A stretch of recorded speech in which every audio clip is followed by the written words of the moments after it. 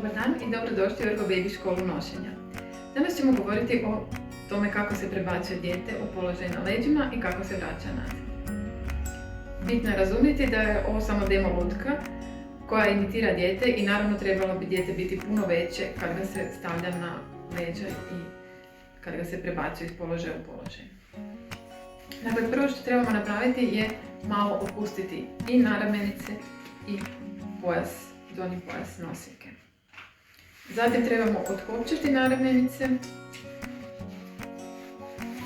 i skupiti ih u jednoj ruci prema naprijed. Držimo obje naramenice kako bismo bili sigurni da nam beba ne može ispasti. I zatim malo po malo pomičemo dijete prema nazad. Možemo malo iskakutati ako je potrebno.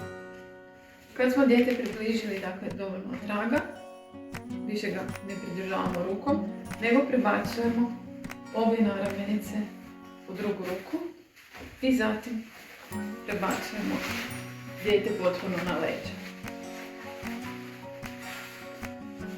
Namjestimo još malo i kopčamo ovu površnu trakicu.